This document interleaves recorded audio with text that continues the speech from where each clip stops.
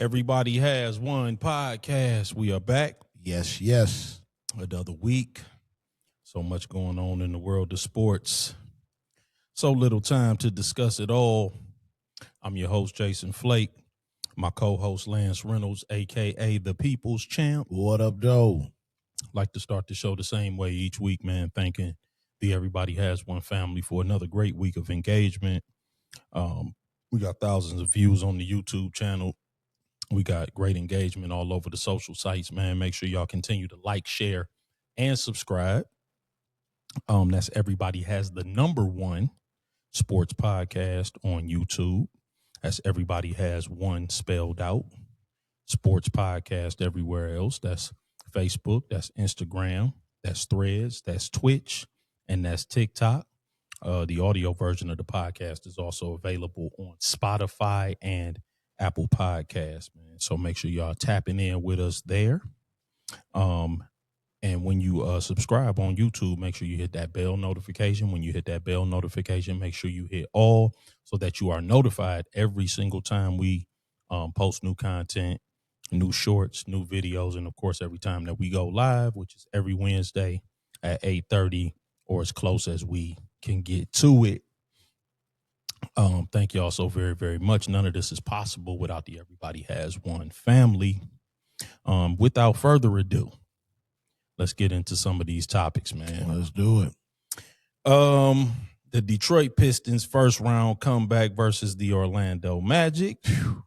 After falling down 3-1 to the Orlando Magic, our Detroit Pistons did complete the comeback to win Game 7 on Sunday in a lopsided 116-94 victory. The Magic were competitive early, but the Pistons began to pull away in the second quarter with Tobias Harris scoring 17 of his 30 points in that quarter.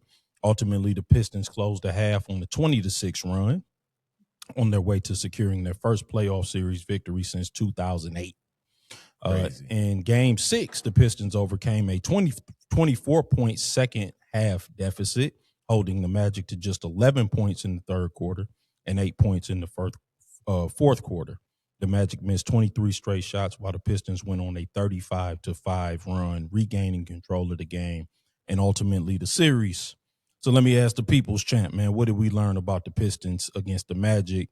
And who gets the credit for the turnaround in the series, since we gave out the blame last week and we layered it on pretty thick? We read the riot act, so it's only fair that we discuss who gets the credit and give out our props and praises and our congratulations to those who deserve it.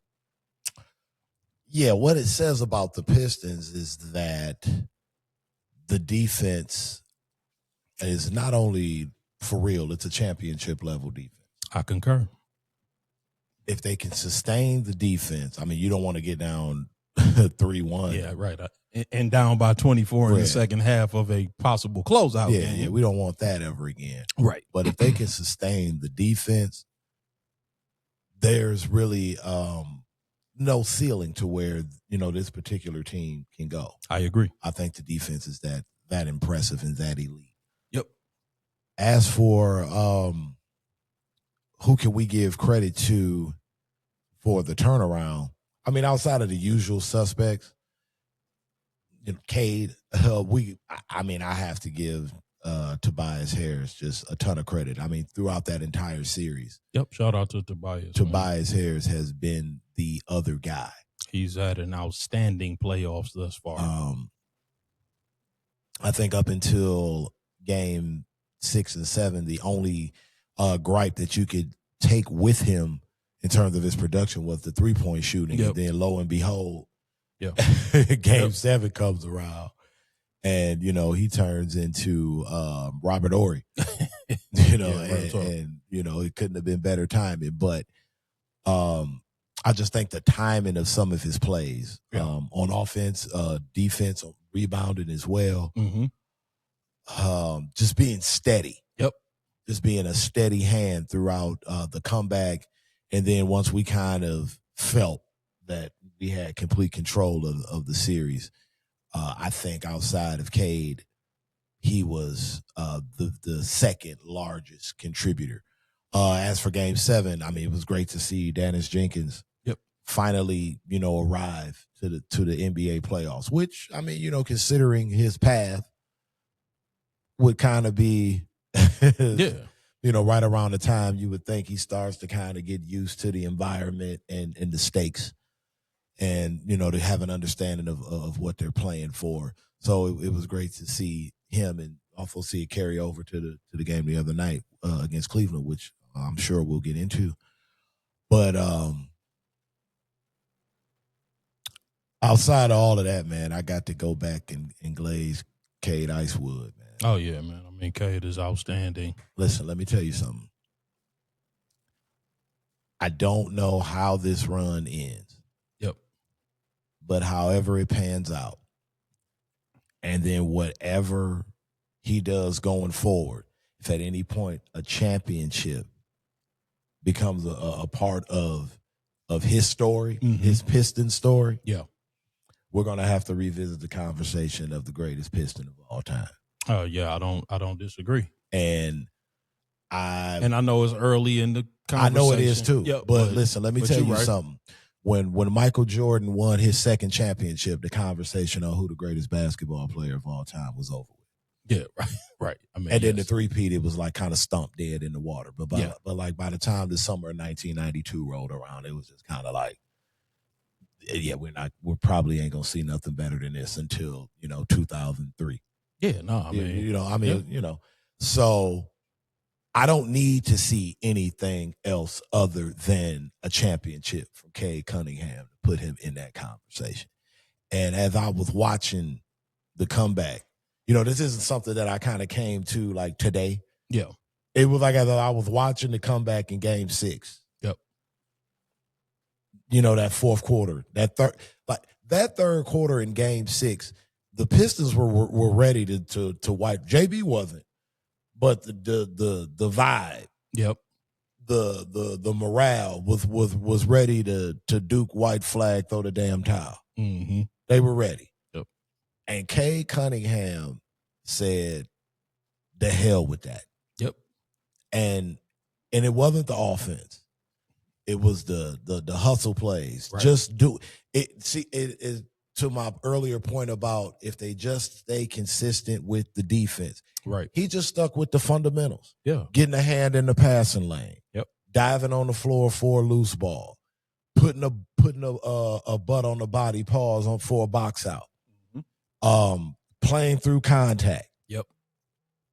Playing through no calls when you're down. Yep.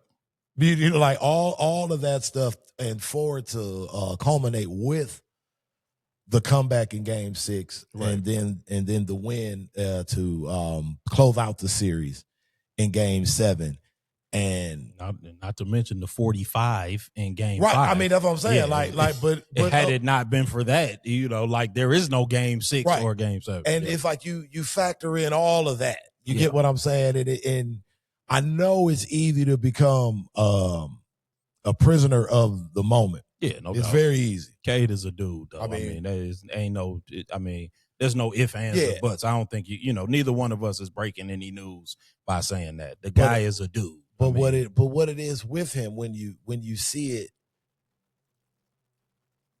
it's been a long time since we've had a guy. Oh yeah. Where it's, I agree. Where it's like, okay, no matter what the stakes is, we got a guy that can meet it. Yeah, no doubt. Now, do we've got the right mix of guys with him? Yeah. I mean, I think it's that's a conversation. Way. That's a conversation. But him, like, there is no scenario no doubt about it. Where it's like this dude will meet it. He's a dude. He's one of them. He one of them guys. I agree. And and there's been a lot. And Paolo being another number one pick. Yep. But you see the difference. Yeah. You see the one guy losing the grip. Yep. And the other guy taking it. Yep.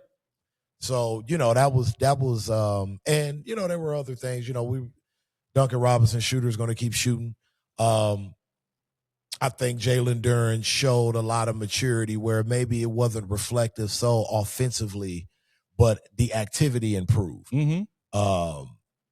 The demeanor was better. Yeah. The engagement was there. Yep.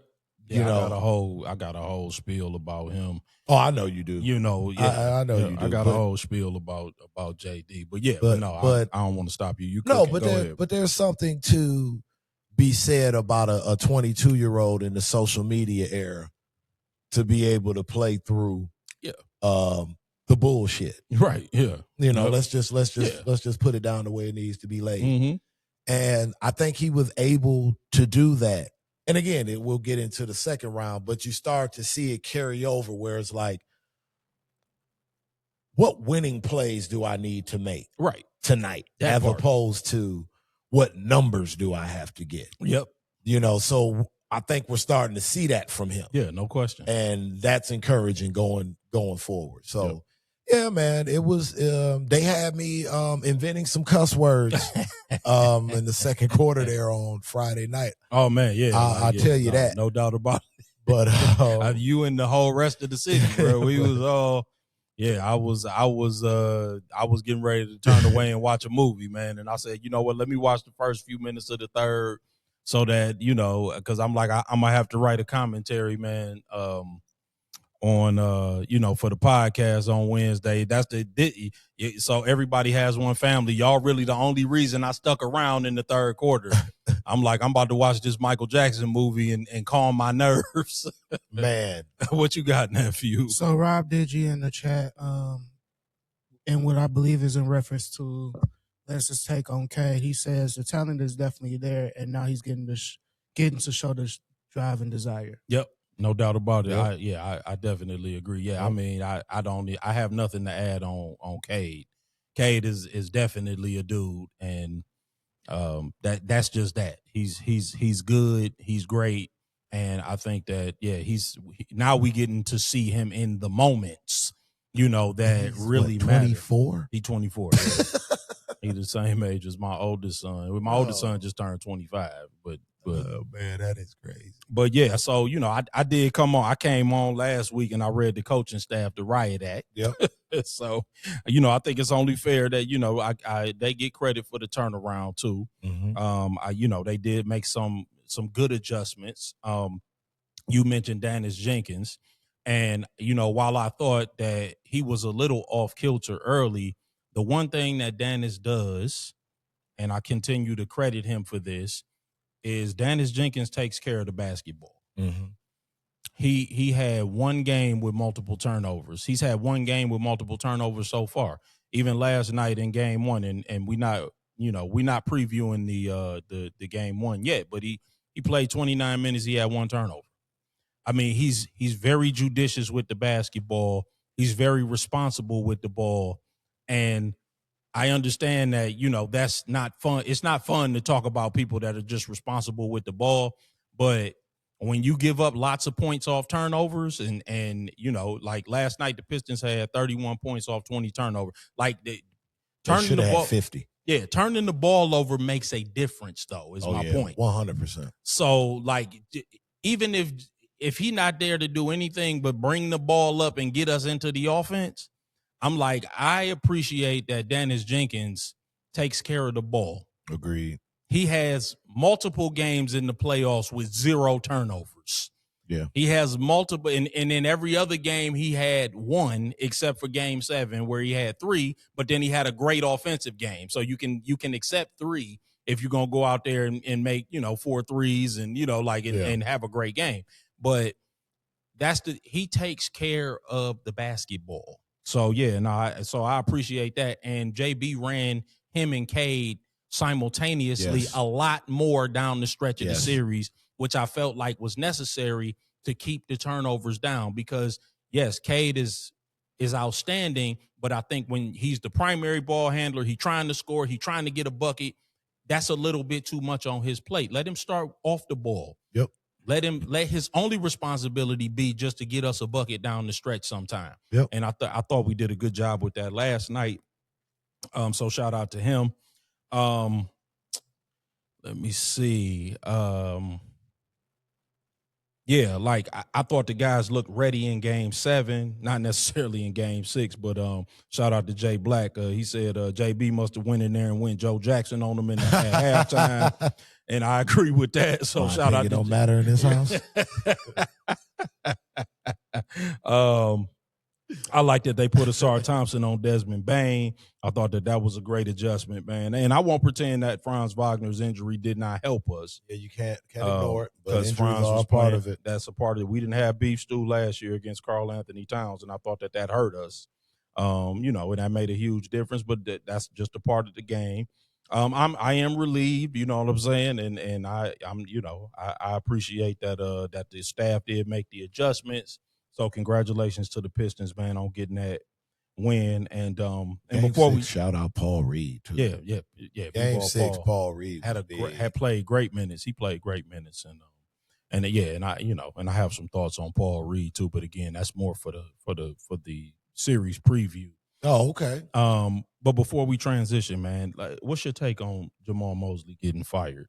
I didn't want to transition away from this series before we talked about him getting terminated. I told you. Yeah, you did. You kind of did call that. You like he getting fired.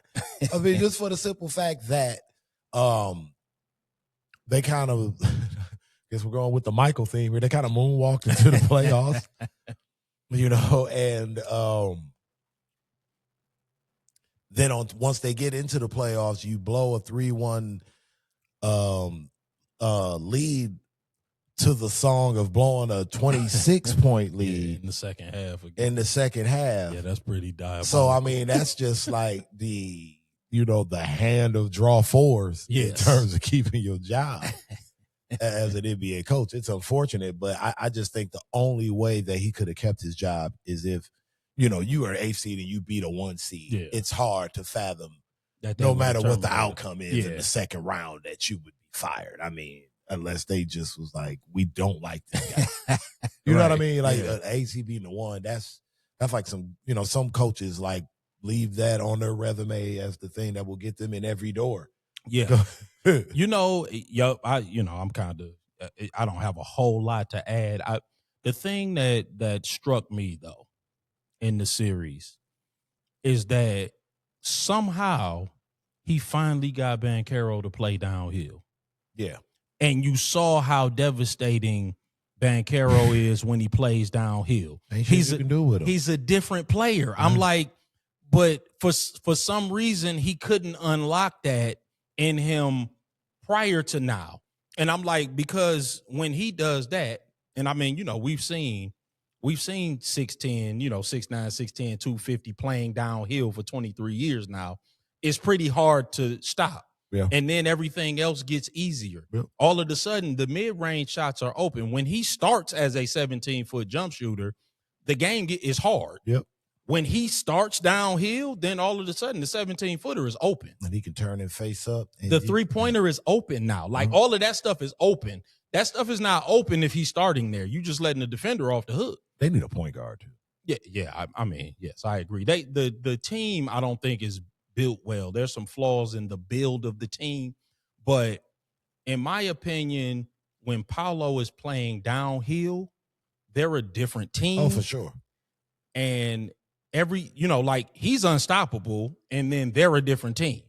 But for some reason, he was unable to unlock that on a consistent basis, and I think that's what cost him his job. And I think that the next coach is going to have to be able to get him to play like that consistent, because I don't know whether or not that's a him thing where he just doesn't want to do that all the time, or he got to get his back against the wall in order to play like that. But when he plays like that, that's scary. It's scary hours, 6'9", 6'10", 250 coming down. 6'10" clean. I didn't realize, I was telling one of the homies the other day, I didn't realize how big, how tall he was, how big he was until I saw him at a Team Jordan event. Yeah. With Tatum, Zion, and Luka. And I mean, he was towering over those other guys. And I mean, Tatum is a clean 6'8", 6'9". Right. He's 6'9". And Luka, and I mean, Powell was like demonstratively taller than them. I was like, wow. I'm like, okay, so he's 6'10" legit. Like he's the legit 6'10". Because he doesn't play big all the time. I think is why because I forget how big he is until you see him standing next to Jalen Duren, and they basically the same size. You know, like you forget how large he actually is until you see him going in there and nobody can block his shot. And then he's ambidextrous. He can play with both hands. He can play off 2 feet. He's explosive. He's strong. You can't really muscle him when he get down under the bat. Like, he's got great touch. I mean, yeah, the guy is really talented. And I know that, you know, the Orlando front office must be frustrated. Like, we need to unlock him and unleash him. So yeah, I think that was sort of Jamal Mosley's his undoing. But let's talk about game 1 of the current series. Yeah. Last night was game 1 of the Cavaliers and Pistons. Pistons did win 111-101. Kay Cunningham scored 23 points, while Tobias Harris scored 20. Duncan Robinson pitched in with 19. Jalen Duren had a double-double, finishing with 11 points and 12 rebounds. Most importantly, he got the Cavs starting center, Jared Allen, in the early foul trouble, limited his minutes and production all game. Defensively, the Pistons forced 20 turnovers that led to 31 points. Cavaliers did tie the game at 93 with 5 minutes and 28 seconds remaining. But then Jalen Duren blocked James Harden's next shot attempt and dunked on the Pistons' next 3 possessions, each off a Kay Cunningham assist to start an 18-8 closing flurry. So let me ask the people's champ, what did you see in the first game that you liked? What did you see that you didn't necessarily like? And what are the keys to winning the series? And then I'll take your prediction for the series. Okay. You know, all of that.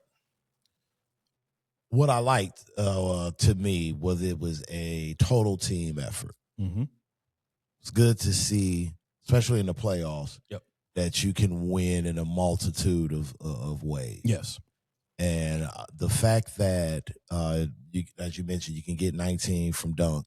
Yep. I think Dennis had, 14 or 15? Yep, something like that. I had to check his stat line. Oh, no, I'll check it. But, you know, it was good. It was good to see. Yeah, you got 12.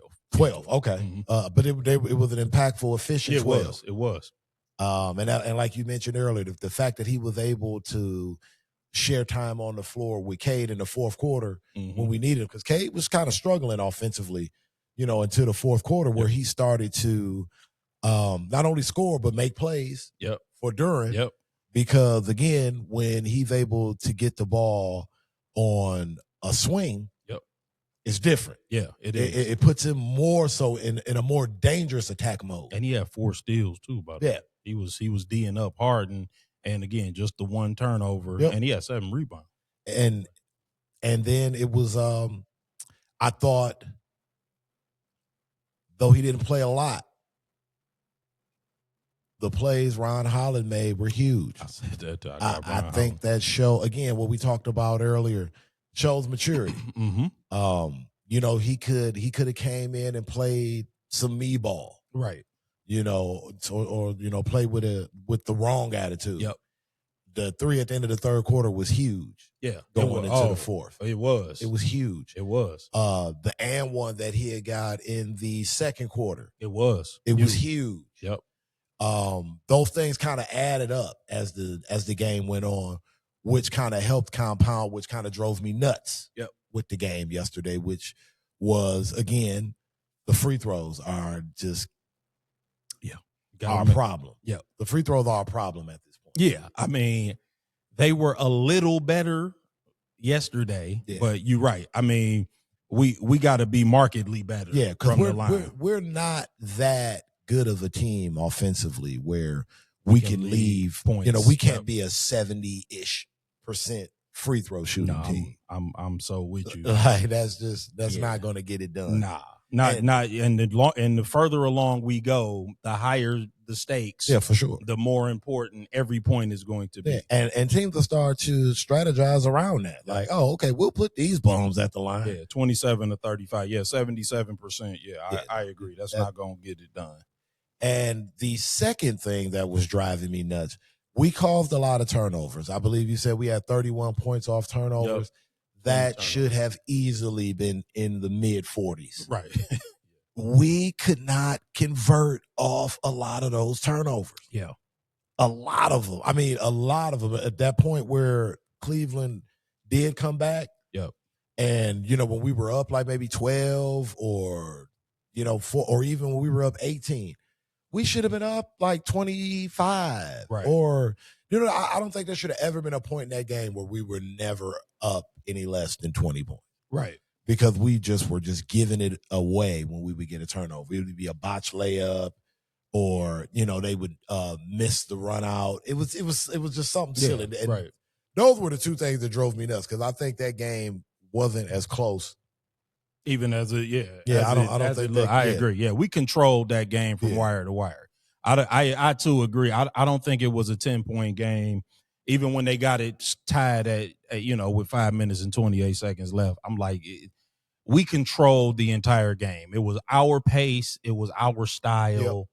Yep. That was a Pistons basketball game, holding our opponents to around 100 or fewer. That's our style. Yep. They want to run the score up. So yeah, no, I agree. In terms of what I saw, obviously the Pistons calling card is pressure defense. So, I like the forced turnovers, the fact that we won the turnover battle in general. I too, like you, I cited Ron Holland. He played, really good minutes. He recorded the steal. He was +8 in the minutes that he played. Duncan Robinson 5 for 8 from 3. Obviously, that's excellent. More of that, please. Yes, yeah. We'll take as much of that as we can get. While you mentioning Ron, Rob just said he loved that Holland showed some restraint and then just fired up that 3 when they left him open in the corner. Yes. Yep. That's an excellent point. Yep. I concur with that as well. Yep. Dennis Jenkins again. It bears repeating. I know I already said it. Responsible with the basketball. 29 minutes, 1 turnover, 4 steals. He did have 7 rebounds. I thought he had a really excellent all around game. He's been a little unsung at this point, but all of the guys are really young. So. Ball security is a weapon in the playoffs. I cannot stress that enough. One of the things that I was just talking to Steve, man. Shout out to Steve. Shout out Steve. One of the things that made Chauncey so great, and I know we called him Mr. Big Shot and all that, but one of the things about Chauncey that made him so great, the dude did not turn the ball over. Oh, no. That's one of the reasons that the 2004 Pistons is still the best statistical defense in the history of the NBA. Oh, you wasn't going to run point for Larry Brown turning the ball over. And that's one of the keys, though, is that you had to do everything against our set defense. You either had to take it out the net or off the rim. Mm-hmm. You was not getting a run out. You wasn't getting no cheap layup. But that played into our strength. Yeah, exactly. Right. So we being judicious with the basketball was a part of what that was a part of the strategy. Like, no, you going to have to, you want a layup, go in there and tell Ben. Talk to Ben about it. Or, you know what I'm saying? Or talk to Sheed about it, or talk to both of them about it. Right. And that was a part of what made that team so excellent defensively. So, yeah, man, ball security is definitely a weapon. I thought Duran played excellent, man. I think he did too. And being disruptive on both ends, I would like to see him be a little bit more patient at the basket, man. 2 words, big fella, if I can coach my charge for a minute, man. Pump fake. Pump fake, bro. It's just play off 2 feet in the paint and pump fake, man, because they so eager to block your shot, man. And I know you got him in foul trouble. You got Jared Allen in foul trouble, so you technically did your job. But and then I don't want to nitpick. I guess this is a little nitpicky. I don't understand the fascination with Karis LeVert, man. What is the fascination? I mean, 9 minutes, 0 for 1, 2 rebounds and a foul. Why not give Paul Reed those minutes? I guess because it's game 1, maybe. I don't know, maybe. But Cleveland plays a ton of double big lineups. Hey, I'm like, where's the minutes for Paul Reed? Like, they play a ton of double big, so we could put him out there with Stu. We could put him out there with Duran. And I preface this with 4 I don't know. Right. I'm like, what? But what's the issue? I'm like, why are we? Why don't those minutes go to Paul Reed? I just feel like Paul Reed brings a great energy off the bench, and Cleveland is playing double big lineup. So maybe JB figure for game 1, he knows what a Paul Reed is going to bring to this series and doesn't know what a Karis LeVert brings, and he had to see it. and maybe we won't see much of him going. I mean, listen, we got the win, so I don't want to nitpick, man. But I don't understand it neither because yeah, I'm like they giving Thomas Bryant, man, so they playing 3 big. So you know what I'm saying? I'm like, I don't get it. But anyway, I'll leave that alone, man. And so so just the thing about Duran, you know what I'm saying? Because if I could coin a term myself, Duran is what I like to call a low ingress offensive player. And again, so there's no excusing, in my opinion, the first 3 games of the Orlando series. Even the 4th game, I don't think he was great. But what you got to understand about him is that he only takes 12 shots a game. So he's a low volume shooter. So he's not going to take the ball and shoot it 17, 18, 19 times. I kind of like the fact that he has inhibitions, though. You know what I'm saying? Like, I don't want to be Boston. You know what I'm saying? Like, where everybody just out there hoisting. I like the fact that he is looking for his spots. If they not there, because like right now, Tobias is rolling. Right. I don't really want him taking shots from Tobias Harris. Like, if Tobias got it going, just get the ball up to Tobias unless you in your spot. You know what I'm saying? Like, if you in your spot and you could get the shots that we know are high percentage looks for you, then take those. Yeah, like I liked seeing them, to your point, I liked seeing them hit that, that elbow jumper. Yep, I did too. Yeah, that little 15 more of that, I like that. Because I think that's the next step. Right, because I think that'll soften up a lot of that interior congestion that he's That's seen. the next phase of his development. That little a double team. Out. Yeah, yeah. And I'm like, so, I do think that, he is, again, another guy that's very responsible about the way he plays his position. And and shout out to the coaching, because guys understand their roles. Mm-hmm. They play their roles extremely well. We don't have guys trying to do more than what is prescribed for their role. Yep. And I think that is what makes us a really good team. And, and I'm not telling you that, we necessarily going to bring home the Larry O'Brien this year, but I think that that's what makes us a good team. That's going to make us a harder team to beat than if we just got guys just going out there doing whatever. We're still ahead of schedule. Yeah, I agree. And then, in terms of what I think how the series will end up. Oh yeah, go ahead. Yeah, give me your prediction. I got the Pistons in 6. I think Cleveland will get 2 games. I mean, as much as we rag on the Winter Soldier and Donovan Mitchell, I won't just shortchange them and say they're not capable of going off for maybe 1 game at home, especially. I agree. Yep, I got the Cavs. I have the Pistons in 6 as well over the Cavs. Because I think the same thing. I think that Donovan Mitchell will have an early offensive explosion. Typically around game 5. Game 5 down. I told you, game 5 down. He starts to conk out. I mean, there is a reason that James Harden has not been in the finals since the first Obama administration, and Donovan Mitchell has never been to a conference finals, though. There is a reason for that.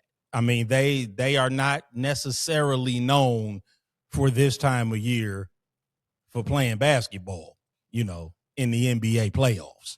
They might play at their local gym, but not in the NBA playoffs. It's a plate of wings and a bottle of champagne with James Harden's name on it somewhere, man. And look, I got the first round, James, man. Meet me at the Pantheon when it's all over with, bro. Oh, man. We'll try to eliminate you in game 5, so you still here. But you're only 2.5 hour drive south. So can a brother get a table there? Right. Let's recap the Cavaliers and the Raptors series, man. Because it's a lot, man. We got a lot of recapping and previewing. I'm like, wait a minute. Did I get that one? Cavaliers and Raptors series. Before you go on, I got a score update. Okay. 7:18 left in the 4th. New York is up 96-95. OG Anunoby is leading the way for the Knicks. 24 points with 4 steals. Tyrese Maxey is leading the way for Philadelphia with 23 points, 4 rebounds, 5 assists, but 5 turnovers as Oh, wow. Okay, so you said 95-76? No, 96 now. Oh, tie game. Oh, 96-96. Okay. Wow. Okay. Cavaliers in the Raptors series also went to a game 7 after RJ Barrett hit what would end up being a game-winning three-pointer with 1.2 seconds remaining in game 6. Cavaliers were able to wrap the series up in game 7 with a 114-102 victory powered by Jared Allen's playoff career high 22 points and 19 rebounds. Donovan Mitchell also pitched in with 22 points on 9 of 20 shooting from the field. Brandon Ingram was unable to play down the stretch of the series and was seen in a walking boot ahead of game 7. He has been diagnosed with a heel injury. So you give me your takeaways from the Raptors and Cavs, and how much impact did Ingram's injury have on the outcome of the series? What say the people's champ? I mean, with Brandon Ingram, you never know which BI you're going to get. Yeah. But, I mean, if they could have got half of them for a game 7, right, or just for a couple of plays, yeah, in a game 7, I think Toronto wins that series. You Yeah. know, I think Toronto should have won that series, to be totally honest with you. I agree. You know, but, you know, that's how the ball bounces Yep. sometimes. Yeah, injuries are part of this thing. Jared Allen just went berserk in that second half. I mean, it was just like getting crazy. Yeah. In that second half. Like, I mean, he had the Bruce Leroy glow. And, you know, that's what can happen in a single game elimination scenario. Yes. I hate to be cliche, but a unsung hero can have a moment for a night. Yeah. And that's all you need him for. Yeah. Because, you know, you deal with everything else later. So. Yep. Oh, wow. Okay. 99-99. 6:15 remaining. Yeah, but yeah, no, I tend to agree, man. You know, I thought that the 3-wing situation was a little bit complicated for Cleveland because Cleveland doesn't have athletic wings. A healthy quickly changes things too for Toronto. I agree. Yeah, no, I think that a healthy Toronto is really hard to deal with. Mm-hmm. But yeah, I think that the three, I said that last week. I thought that the 3 wings were getting hard for them to handle. Mm-hmm. And I thought that Rajakovic, the coach for Toronto, was doing a good job of keeping that lineup out there. And really, you know, and then when they brought in CMB in the front court, I thought that was a very athletic lineup. Because if you look, you know, and again, not to repeat, but what Cleveland has is 2 small, unathletic guards that don't really defend great. And then they have 2 bigs, 2 good rim protectors. I mean, Donovan Mitchell's athletic. He just doesn't have size. And but he's not a great defender. No, I mean, it's hard to be with, like, he's 6'2" and he doesn't have. That's what I'm saying. He's small. That's what I'm saying. Yeah, I agree. He gets picked on. Yeah, for sure. So he is a good athlete, but you know what I'm saying. I'm like, he's undersized. I get what you're saying at the 2 spot. Yeah, he's undersized. So 100%. I'm like, so he's gonna get picked on, and I'm like, they got these long, athletic wings. They got 3 of them. So I'm like, there's really no good matchup for James Harden or Donovan Mitchell. Yeah, not this version of James Harden. Correct. Yeah, and I'm like, you know, because even I'm trying to think of the point guard. Even he was too quick for James Harden, just like Dennis Jenkins was. Oh God, yes. He's too quick. I'm like, they're too quick, and the other guys are too big. And that's what was happening with the Pistons last night. Like, Tobias was too big for Donovan Mitchell, you know, and so was Cade. And then when they put him on, Dennis was too quick. That's why he played 29 minutes. He was just so much faster. He was just going right around both of them. Like, it was like, okay, you put him on me, I'm going around you. So, you know, and even Ron Holland, I thought Ron Holland had no problem just blowing right by all of them in rotation. Like, when they rotated to him, because like my man said, they sagged off him a couple of times. Oh yeah, I mean, Cleveland better thank God that Max Strus showed up last night. Yeah. For real. Yeah, Max Strus. Yeah, he can go. Yeah, he can go, especially in the playoffs. He's had some very nice nights where he's went off in the playoffs. Yeah, so for sure. That's especially when he's with the Heat. Yeah. Yep. No, yeah, you're right. So yeah, no, I agree. I think Ingram would have probably put them over the top and given them the opportunity to edge out that series, but you know, it is what it is. I think, you know, the Pistons will get this one done in 6. Jamal Shed is the point guard. Shed. Yep, that's who I could. ON brain, man. um and also let's recap the Sixers and the Celtics. So for the first time in history, we had two teams complete a 3-1 series, come back in the same round, while Detroit was doing so as the higher seed. Philadelphia 76ers were doing so as the lower seed. On Saturday night, they defeated the Boston Celtics by a score of 109-100. Both Tyrese Maxey and Joel Embiid scored 30 points or more, with Embiid scoring 34 and Maxey scoring 30 on an efficient 11 of 18 shooting. Boston once again continued to hoist three-pointers, shooting just 13 for 49 for the game and shooting just 28% down from 3 down the stretch of the series. It's important to note that Jason Tatum was ruled out for Game 7 with a knee injury. But he did play both games 5 and 6, where the Celtics failed to close out the series. After the series, on his podcast, Jaylen Brown said that flopping is ruining the game. While he was effusive in his praise of Joel Embiid, saying that they had no answer for him, he also named Embiid as one of the culprits when it came to flopping.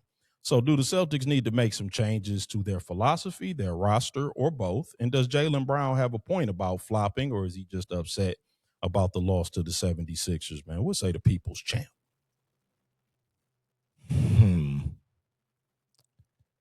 Boston, it's I think it's time to switch it up. Yeah. I think it's time to switch it up. I mean, they were able to squeeze a championship out of it. Mm-hmm. I think they still have a lot of nice pieces that know how to win, but I do think they have to go through an offensive philosophy makeover. Mm-hmm. They just have to abandon this. Like it's to me, it's run out. So in terms of, you know, the flopping and this, that, and the third. Hey, bro, when you blow a 3-1 lead, I don't want to hear anything. Like you can't. It's the messenger, right? Yeah. At this point. Yeah, I mean, even if he got a point, it's bad timing. Like, color me obvious, but you can't be the guy. Yeah. that parrots that. So I mean, you know, that's tough, and especially when, you know, down the stretch, you couldn't make a shot. Yep. So, man, you know, there's a scene in Casino, man. It illustrates this gambler named Ichikawa, man, that played Baccarat. You remember that scene? Mm-hmm. Big money player. He wins large sums of money gambling at the Tangiers, right? And he tries to leave. And, you know, of course, Ace Rothstein, he lures him back under false pretenses. Right. Sets him up so that he can play. And he says something interesting, right? He says that Ichikawa is used to playing for $30,000 a hand. But when they brought him back, he was only playing for $10,000 a hand. He said, but when he won, he didn't view it as winning $10,000. He said he saw it as losing $20,000 because he's used to playing for $30,000 a hand.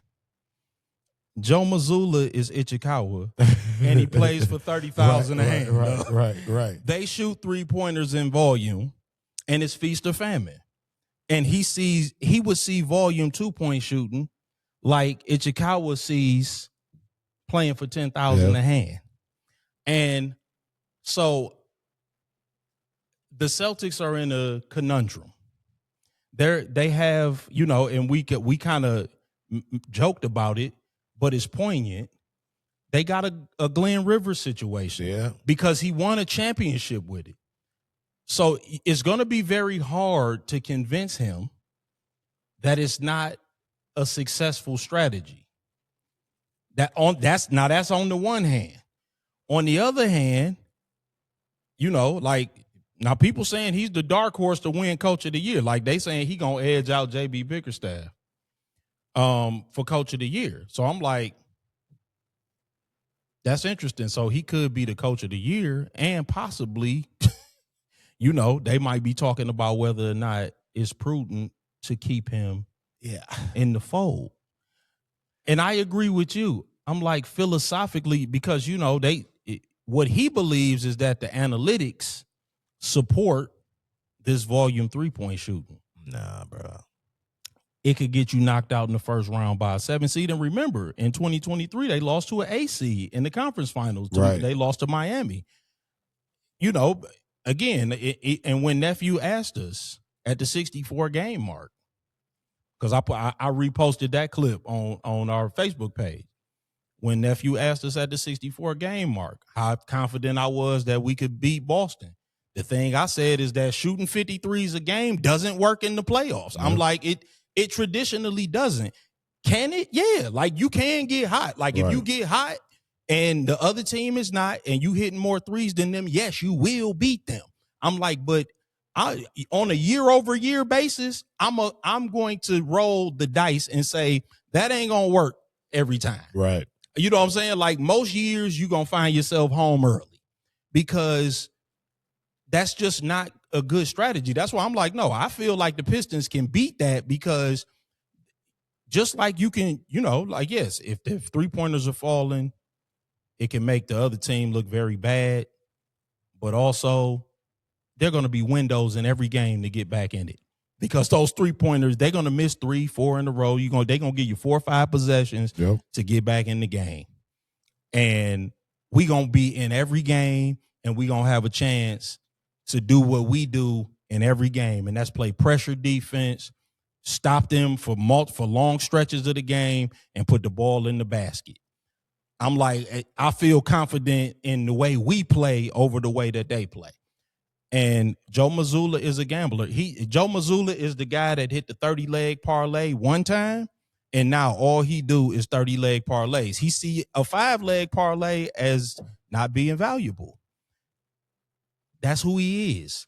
I'm like, and I think that the Celtics have a conundrum. It's going to be hard to convince him that way doesn't work. Like, you almost gonna have to, you either gonna have to live with it or let him go. I don't think that you're gonna be able to get him in a room and change his philosophy. I think that the odds are against that, but we shall see. Do you think it's a Mazzulla philosophy, or do you think it's a Brad Stevens philosophy? I think it's Mazzulla, because they didn't shoot that many threes under Ime, and Brad Stevens was the GM then too. This is definitely a Mazzulla thing. Mazzulla is the 30,000 a hand at Baccarat guy. That's his thing. He like, look, I'm losing 20,000 if we shoot too many twos. We got to shoot them. So yeah, I do. I think it's, I think Stevens supports the analytics stuff, but I think that the strategy belongs to Joe Mazzulla. So, maybe you could change the personnel, and that would help, because, so I heard this, I'll float this by you, man, since Nephew, because I that's a good question. It's a little thought-provoking, because there is a scenario where you could trade Jaylen Brown 1-for-1 for Giannis, because they basically make the same amount of money. Now, that would automatically, because Giannis is not a 3-point shooter. You know what I'm saying? Like, so that automatically is going to bolster your paint scoring. So maybe just changing player types would lessen the 3-point shooting, because he's going to be more in the paint. Right. You know what I'm saying? Like, maybe you just need more players, because I mean, like, Sam Hauser is not going to start attacking the closeout. You got Sam Hauser out there. Sam Hauser shooting threes. You know what I'm saying? Like, so you might just need to change player types more than you need to change philosophy, because certain guys are going to play a certain way. So I think a lot of it is in the way that the team is built too. But so you think the move to make is between one of the big two and not somebody else on the roster? I'm spitballing. I listen, I'm not a Boston Celtics fan. I don't sit around thinking about strategies for Boston Celtics. I'm not asking you, like, I'm just From what you see, I heard that scenario floated. Now, if to be honest, I haven't given it that much thought. I just heard the scenario floated that, the money matches with Jaylen Brown and Giannis, and it could make sense from a financial standpoint, whether or not the Celtics would even be interested in that, whether or not that makes sense for Milwaukee, whether or not Milwaukee, because I'm of the opinion that Milwaukee wants draft capital anyway. I don't necessarily know that they just want a player for a player. So I think that they're looking to rebuild, and they want a package for Giannis more so than just a player for a player. But, and then trading Giannis to a good team like that, I don't necessarily know that gets them what they want. So, I'm spitballing. But, so like if you give it some real thought, I don't know that necessarily works out for either organization the way that they want it to. But no, I mean, I think the more likely scenario is that they package some of the other guys, because I think that they said next year Jaylen Brown and Jason Tatum make up about 70% of the salary cap because of how large their salaries are. So, yeah, I mean,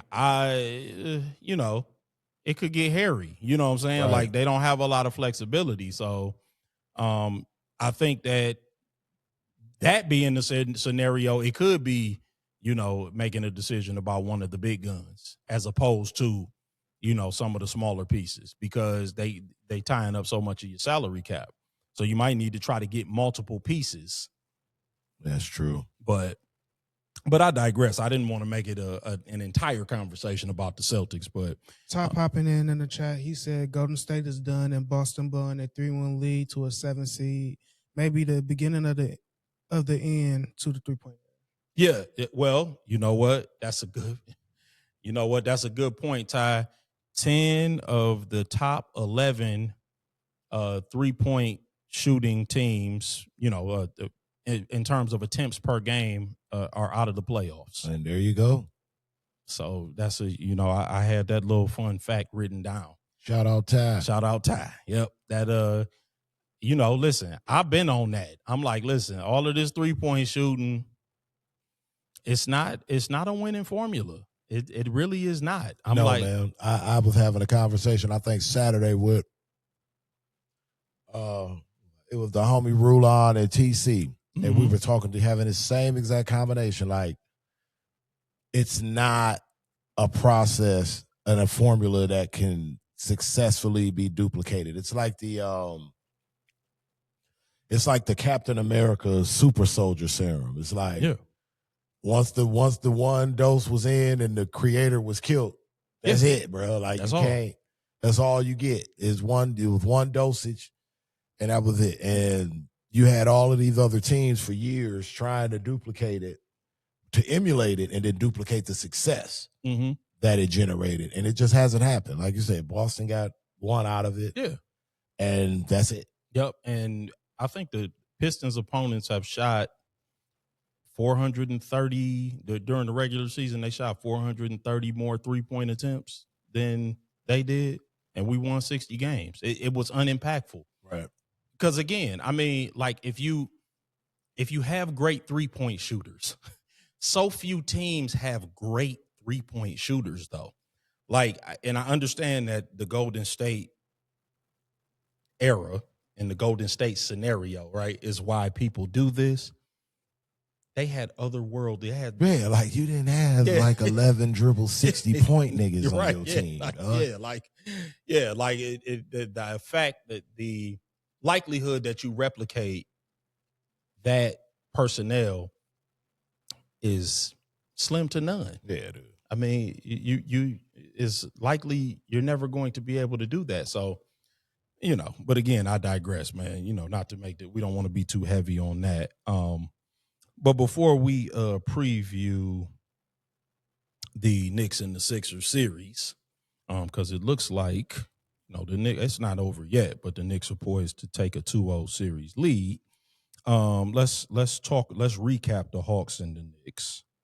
The Knicks close out the Hawks in not only dominant but historic fashion last Thursday. That was good Lord. By a final score of 140-89.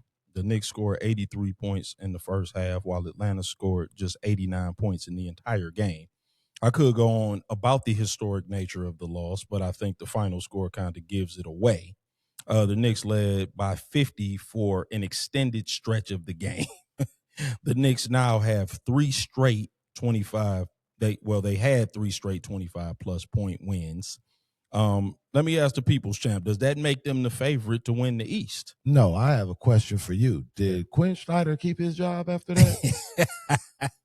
As far as I know, man, I would have to look. I don't think he's been terminated as of absolutely yet. Wild. Yeah, that's but back to the Knicks.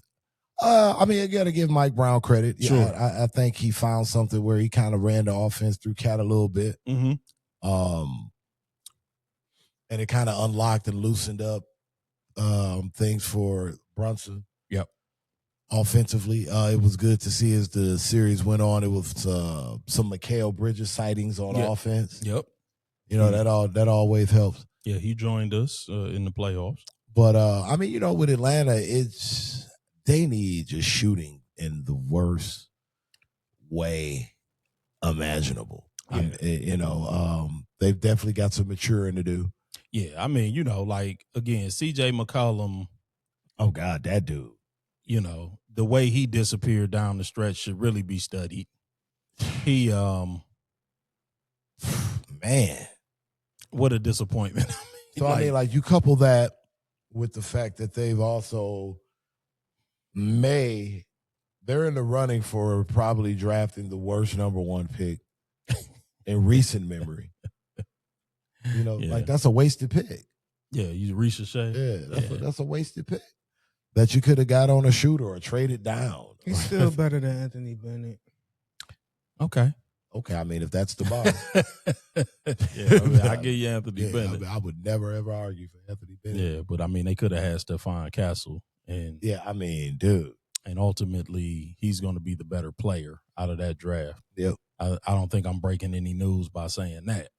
But I mean, but that was rough. Like that was ugly, very anticlimactic. Yeah, it was. Yeah, in a series that had otherwise been pretty competitive up to that point. Yeah, it kind of looked like, because I thought the Knicks would win the game, but but good grief, I mean, that kind of a drubbing. Yeah, I mean, listen, I think on paper it probably makes the Knicks the favorite, but the Knicks the favorite to do what? To come out of the East. Oh, get the hell out. I mean, listen, Again, on paper, we've beat the Knicks the way the Knicks beat Atlanta on quite a few occasions this season. Listen, let me finish.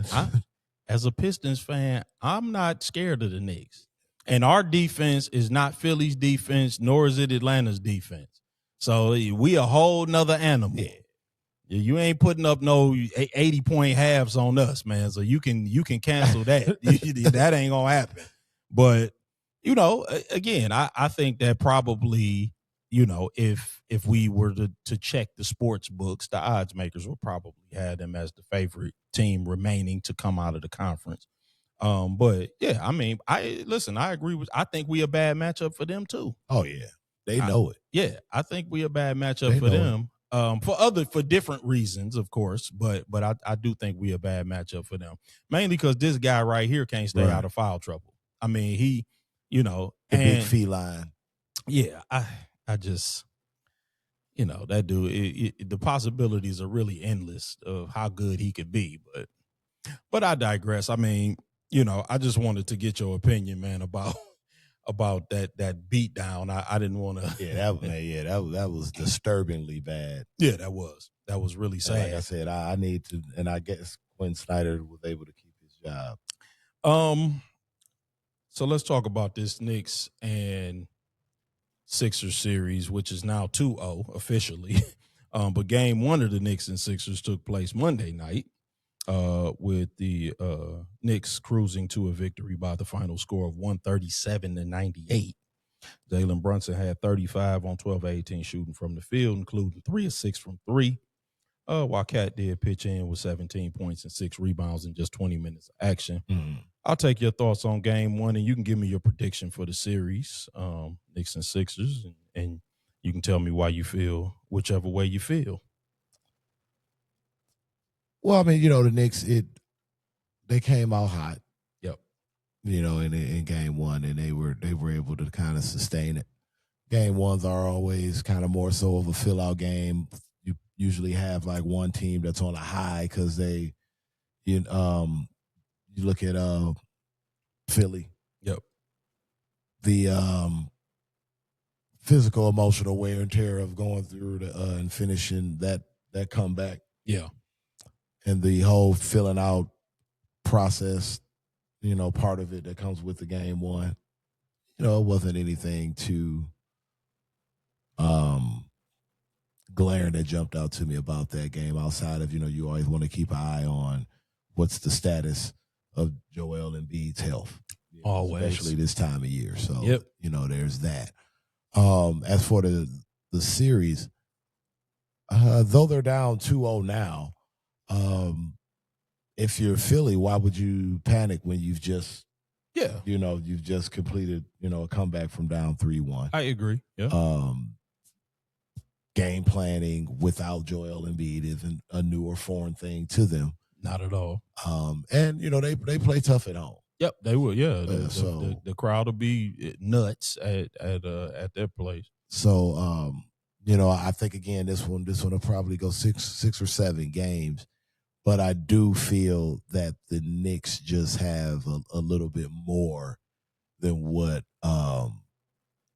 Philadelphia has. And for everything we say about James Harden in the playoffs, they've got a guy over there in Philadelphia about one Paul George that has a nice catalog of playoff stinkers under his belt too. Playoff P.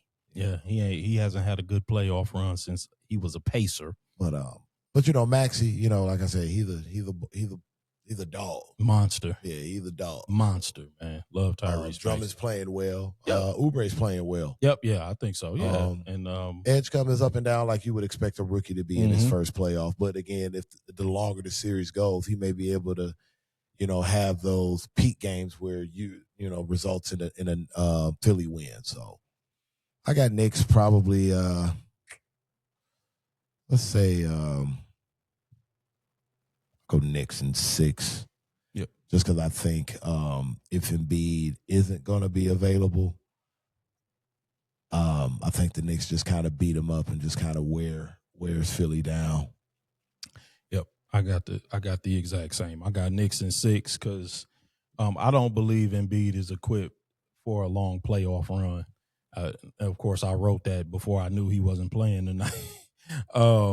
And they would need him fully healthy, I think, to beat the Knicks. I mean, for as much as I feel like the Pistons are a bad matchup for the Knicks, you got to these dudes have made long playoff runs every year for the past 3 or 4 years. So, they battle tested for whatever you think about them.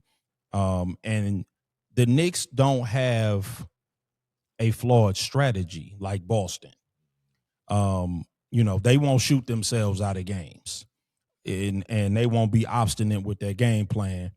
They won't be allergic to adjustments. And I also think that the Knicks did something very smart in game one. They sped the game up because they knew that that's the one thing you can do to expose Embiid. Yep. Now, Philly can counter that, but, they have to do that with shot making if they're going to have him on the floor. Yep. He's got to be committed to scoring close to the basket. You know what I'm saying? Like, he's got to get to the basket and get layups.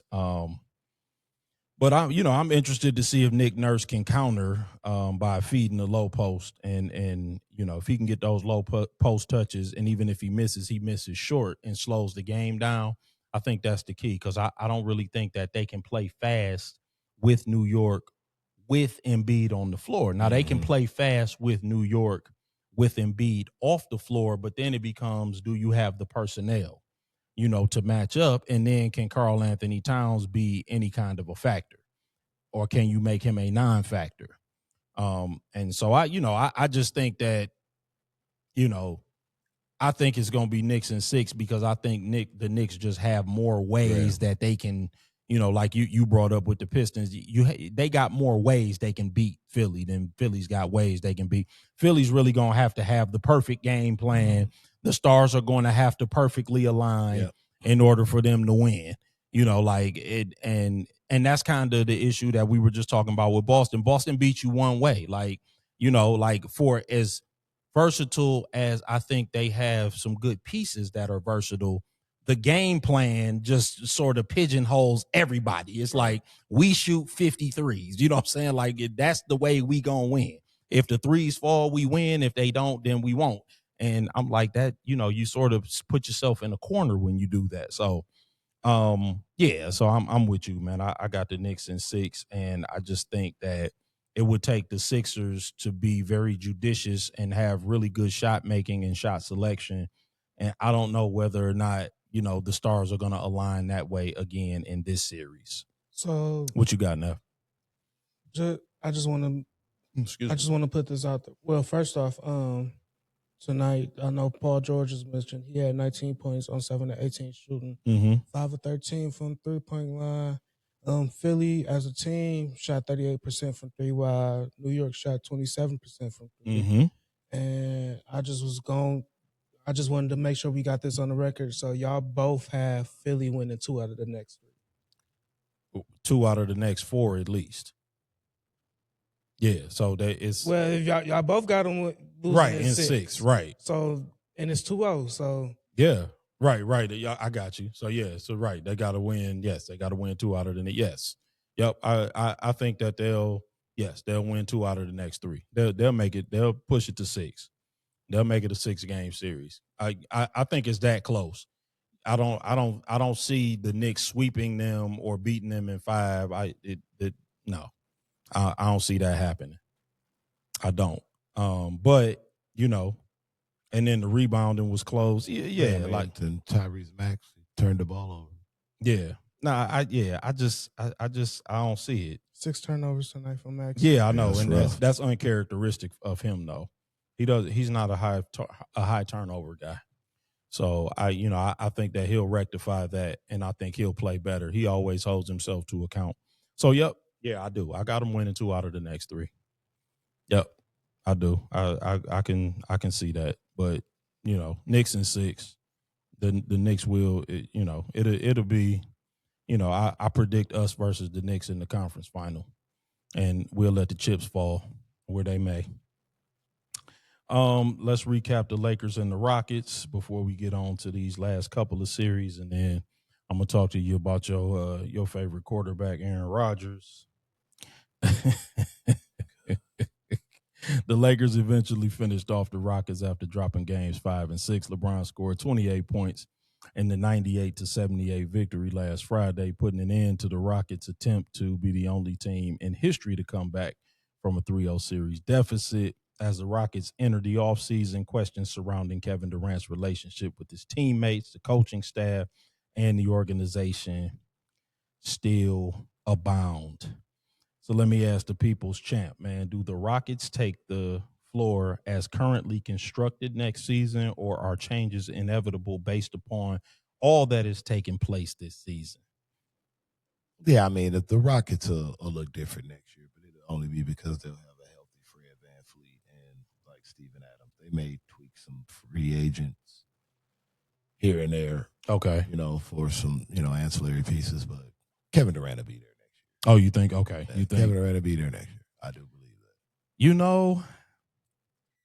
I don't want to cop out, man. I'm genuinely perplexed with this situation because I'm really not sure.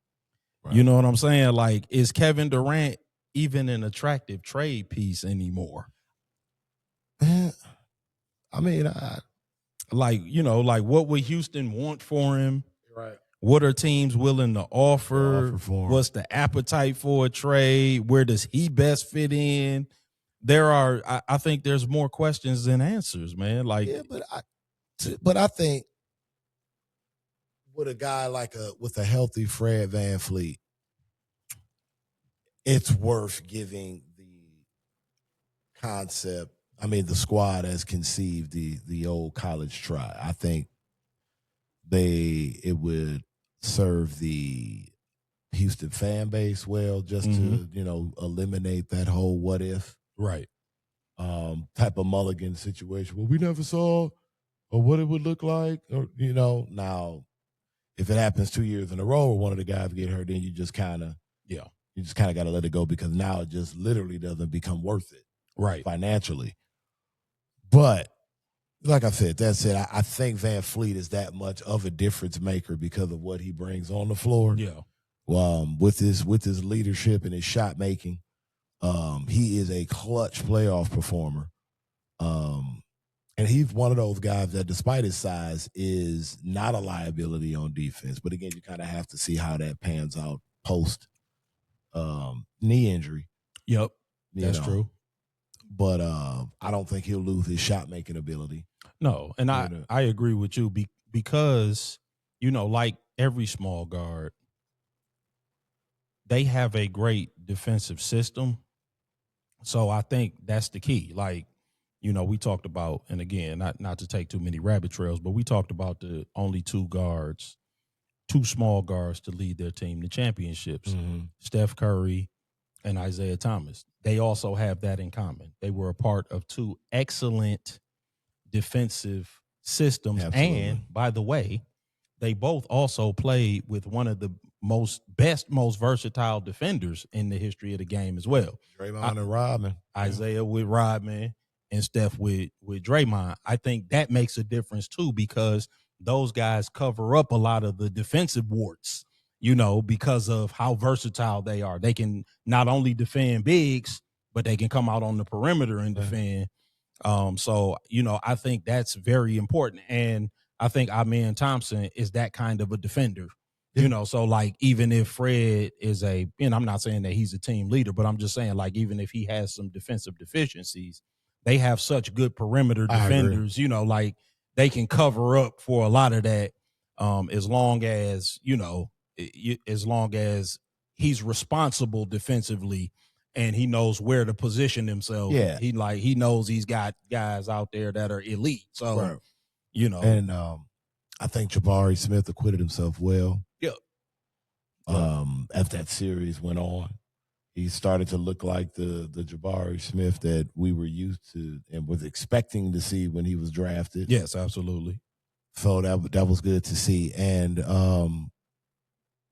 Reed Shepherd showed some toughness after the meltdown. Yep. I thought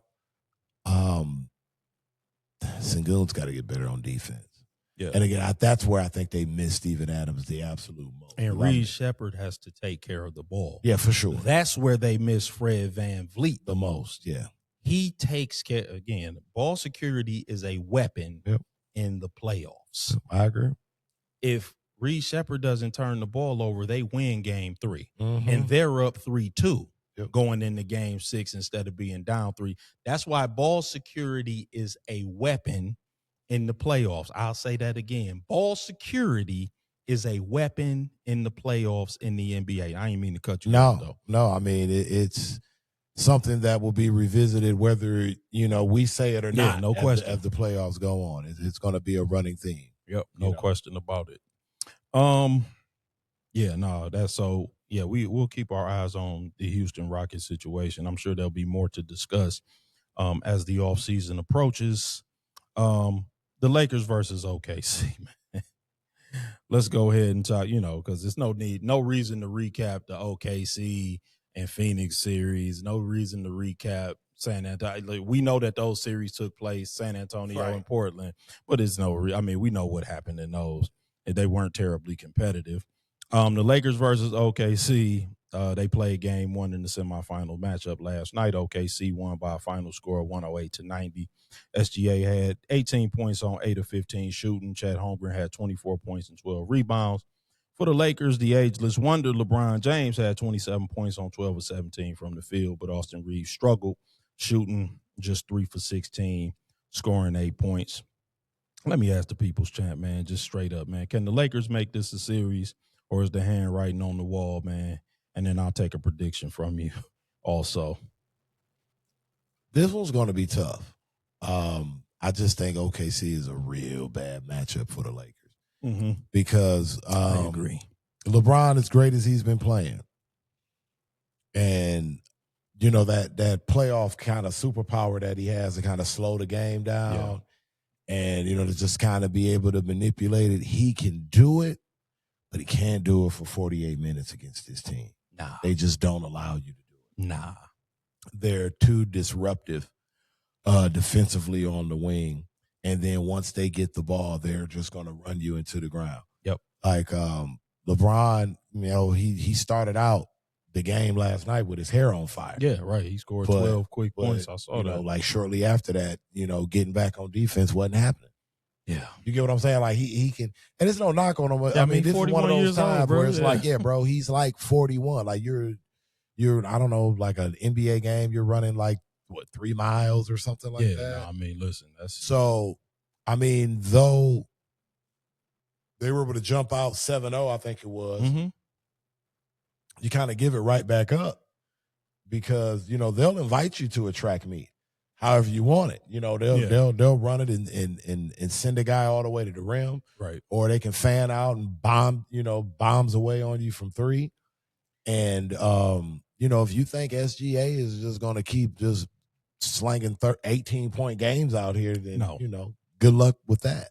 Yeah, I mean, yeah, you're right. I mean, listen, I think that the Lakers will be game. They'll be tough, but it was times last night, man. It looked like OKC had more than 5 players on the floor. They looked so fast and so young and looked like they had so much firepower. I think even if Luka can come back and get in the series and play, they might get a game. But I just don't see this being more than a 5-game series, man. And the 5 games is only because I respect the last team on earth that you want to come back early from a grade 2 hamstring tear from, because you ain't is the Oklahoma City. You ain't gonna not run against them. Like this is bro. Yeah, no, I mean, listen, and once you start talking hammies and Luka's getting, 26 is still relatively young, but a hamstring is one of those injuries that bitch can nag for some years. Oh, ask Aaron Gordon. You know what I mean? Like that can nag for. Aaron Gordon can't play more than 3 or 4 games in a row without having to go out again. Yeah. So I agree, and Jalen Williams too. I mean, Jalen Williams. What's Jalen Williams? 23. Yeah. Jalen Williams has been hampered all season with this hamstring. So I agree. I think I just think that this is just probably going to be too tall a mountain to climb for the Lakers. But I mean, listen, LeBron is otherworldly, man. Like the guy is insanely great, and nothing would surprise me with him at this point. But I gotta say that this would be something superhuman if he could manage to, because like he played great last night, 27 on 12 or 17. Like there's nothing more you could ask from him, but that's not enough. No. It's not enough to lift it. I mean, this team they come at you in waves. And like I said, they play fast. He got to pace himself against these guys. Yeah. And you can't pace yourself against these guys. There's no pacing yourself. That's at your own peril. Yeah, like there's no stretches of minutes what do where you you do? can Whereas relax. before, like typically at this time of year, LeBron could do that. He could be like, all right, dog, we going to go, slow pace, space, 1-4 down. Yeah. No. And they ain't having that. Nah. And then the thing about it with them, if they're 4 or 5 get it, be it either Hartenstein or Chet, they can keep it and go. Yeah. So, I mean, I agree. I'm like, it's just, and then they swarm you on defense. They get back, they rotate. It's just, it's a lot. They run back on defense. They turn you over. They got bodies to throw at your wing players that want to try to create off the dribble. You really got to keep the ball moving. You got to have a lot of body movement and player movement. They're a very difficult matchup. So no, man, but I just don't see that one going, I mean, I'll say OKC in 5 just because, I respect, Jenny. Yeah, I respect a gentleman's sweep. Just because I respect LeBron. And and I don't want the LeBron hive coming after me, man. They already on my head because of the the Instagram video. Let's do the Denver and Minnesota recap. Minnesota closed out the Nuggets last Thursday by a score of 110-98. Jaden McDaniels, who previously said that many of the Denver Nuggets, naming several of them by name, were, quote, bad defenders, unquote. Scored 32 on 13 to 25 shooting. Jokic had 28, 9 rebounds, and 10 assists in a losing effort. No Ant-Man, no Dante, no problem. What's next for Denver? Is it time to tweak the roster? Is it time to blow it up, man? What say the people's champ? They got to tweak the roster and fire anybody named Adelman. They ain't going to get you far in the playoffs. Tell us how you really feel, like, man. Be more specific about who you want to see fired. When they first hired the dude, I said, this ain't going to work. This ain't going to work. And it's not. I'm telling you, Adelman's in May and June. It don't work out, man. It's historic. I mean, I thought you laid it out perfectly when you said Denver has to defend somebody, man. I mean, the man came out and says y'all all bad defenders and then dropped 32 in the closeout game, making y'all all look like bad defenders, man. Where is the pride? Y'all are NBA players. And I mean, not only that, Denver, it's time for them to like decide what type of team that they're going. They didn't have an identity this season. No. And I think a lot of that has something to do again with Mike Malone. With Mike Malone, they had an identity. I agree. This team, I think they kind of leaned a little too much on Jokic. Yep. I think Jamal, I don't think he ever looked healthy at any point in this season. Yeah. The Cam Johnson trade, when you look at what they gave away with MPJ. Yeah. I mean, And I mean, MPJ wasn't gonna guard anybody, but he can get you 20 to 35. Well, that's the thing. Yeah, like he could go, like you said, nuclear with the scoring. Yeah. You know. And I mean, it looked like they were leaning into offense. So they traded, a offensive player for a less, a less effective offensive player, which doesn't. And I guess they thought they were going to get a defensive trade off, but they didn't have a defensive scheme. That part, I mean, like where is your length guys on the wing? Where's your athletic, post defender that's gonna like cover Jokic's ass while he clogs the paint? Like I didn't see any of that. Yeah, it was a lot of we're gonna get a ball to Jokic and let him basically play schoolyard ball.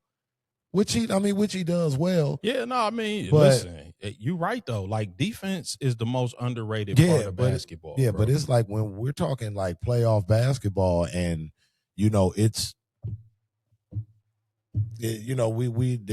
fluff. The fluff's not going to last in the playoffs. Nope. Like you can kind of get away with it for a game or two, but eventually, it's kind of like pouring a Verner's. Yeah. You know what I mean? Like once the foam and everything settles, yep, you're going to see what's what, and you're going to get exposed. Yep.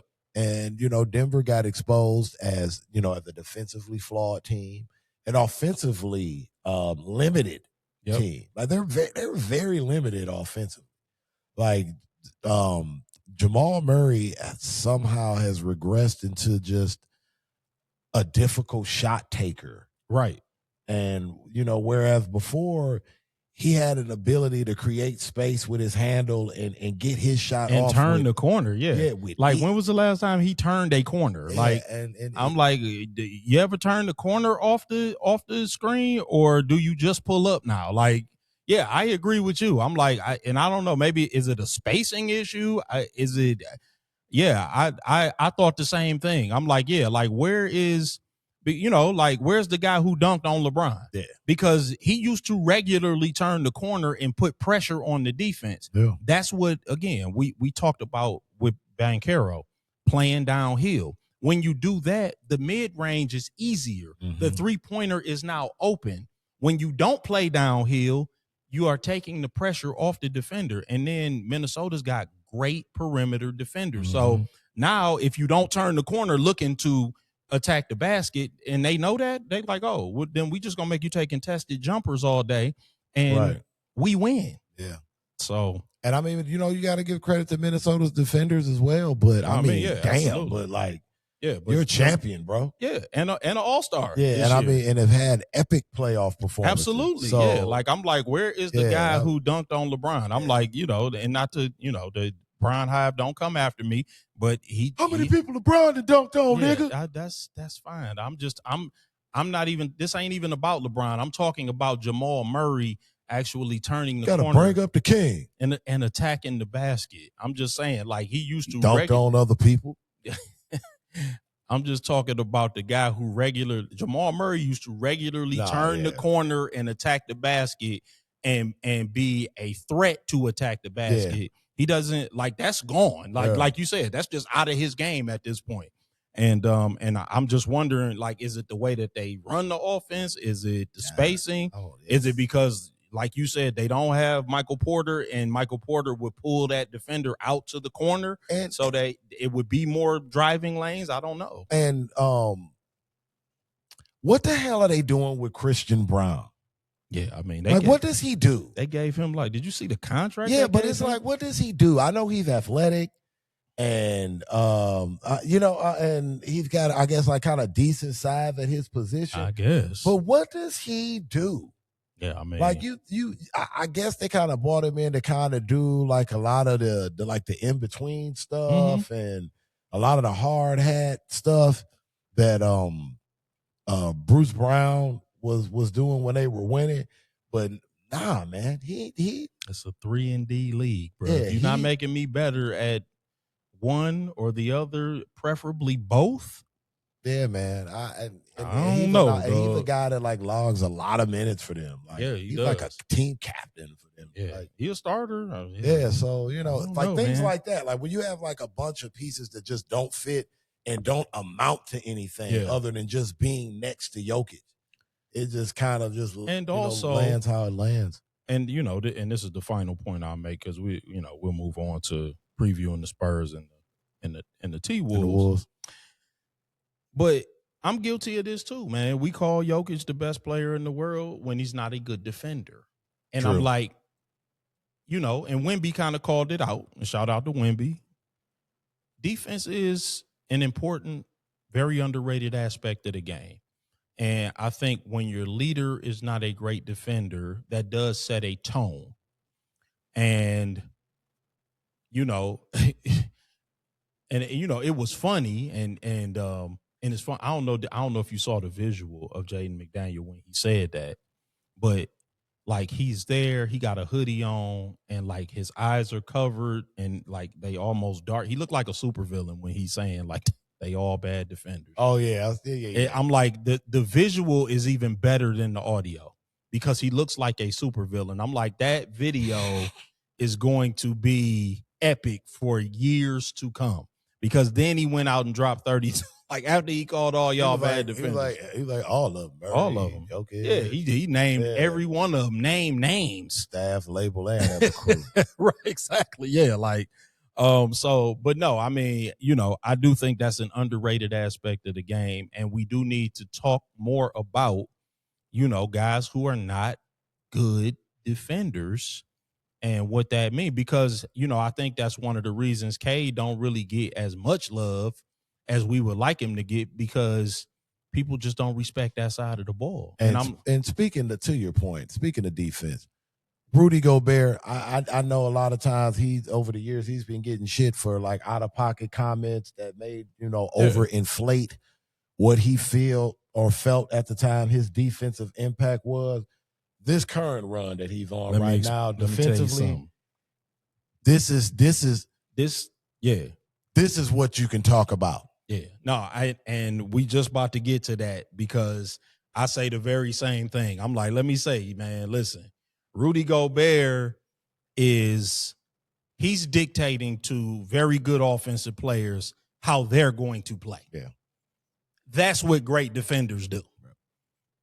he telling them how they gonna play. But let's talk about the Spurs and the Wolves. I'm glad you brought that up. Minnesota and San Antonio played game one of their semifinal series on Monday night. They playing game two as we speak. And in a surprise, Anthony Edwards was declared available. He played 25 minutes off the bench, scoring 18 points on 8 of 13 shooting as the Timberwolves upset the Spurs 104-102. Wemby blocked a playoff single game record, 12 shots, but struggled to score, going 0 of 8 from three-point range and scoring just 11 points. So I'll ask you about how does Ant-Man's presence change the dynamic of the series and who will win the series and why? Let me get your predictions on that one. Well, I mean, Ant-Man's presence, I just think just galvanizes his group. Absolutely. His group of guys. He just has that type of personality, I just think, where whatever energy he can contribute is going to have a positive effect on the team. On the court, he has an ability to play effectively while injured. Yep. Because, some guys can get out there hurt and kind of force it, and it's to the team's detriment. Yep. He's shown in that game where he could still have a positive impact and maybe not play his typical offensive load. I think you got to give a lot of credit to Chris Finch, man. He's doing a coaching job this playoff run. I agree. He's doing a great job. His adjustments from game to game, I don't think is talked about enough. No. Yeah, I've been pretty impressed with what Minnesota has been doing to get to this point, especially when you're talking about the starting backcourt being gone because of what they both do defensively. Yep. That's kind of the running theme here tonight, folks. Defense and Michael Jackson. Yeah. But right. But no. I just think that that's just not a coincidence that the defense, where you talk about Gobert, and then you even talk about with Ant-Man, the DiVincenzo being gone, the guys that replace him come in with that same mentality. Absolutely. And then offensively, you look at T.J. Shannon. They're just aggressive and they're athletic. Absolutely. and they've got good size at the wing spot to kind of counter what San Antonio likes to do. Now, in terms of who wins the series, I'm still going to lean with the Spurs just because I don't think Ant's going to get healthier anytime soon. Within the next 10 days. Yeah. I think San Antonio will make the proper adjustments. I think what they had pop in the film room the other day. Oh yeah. So, it's getting real. Oh, yeah. No, I mean, Wemby, 11 points on 5 or 7 shooting and 6 rebounds already. Yeah. So, you already know. He had 11 points in the whole first game. Yeah, when Pops comes downstairs to lead the film session, yeah, you some already things has changed. Yeah, you already know what it is. So, I think they'll pull it out. Now, this series, I think, will go 7 games. I got Spurs in 7, so I think we on the same page. Yep. But I think this series will go 7 games because Minnesota's tough. They're battle tested. They're well coached. Yep. And you're going to have to play clean, mistake-free, tough basketball to beat them. I agree. Yeah, I agree with that. I do think that Ant-Man will get more acclimated as the series goes on. I agree with you. I don't know if his mobility will improve. Yeah, hyperextensions are tough. I know. I don't know if his mobility will get better, but I think he'll get more into the flow of the series. I think he'll feel a little bit more confident about the knee, and I think that things will pick up. That being said, he's one of 6, now. So, he's off to a little bit of a rough start. But I expected that San Antonio would come out with their hair on fire in this game, and they up by double digits now. So that really is no surprise to me. Well, it's a 9-point game now, but yeah, I like the Spurs in 7. But I am gonna give a caveat, and I think you brought it up, and it looks like there's a course correction already taking place. But Wemby cannot allow Gobert to dictate to him where he takes his shots. Nope. If you allow Gobert to turn you into a jump shooter like he did Jokic, you will share a similar fate. You will be home like Jokic. Yeah. Because that's what he did in game 1. And shout out to Rudy Gobert. Rudy Gobert entirely dictated where Victor Wembanyama was going to be taking his shots. He said, you're going to be a jump shooter today. You're going to take long-range shots, and if you hit them, you hit them. Again, like you can't control whether or not a guy's going to make them. Like sometimes you're going to, force a guy into 8 3-point attempts, and he going to make them. And then, hey, then you got to tip your cap. Yeah.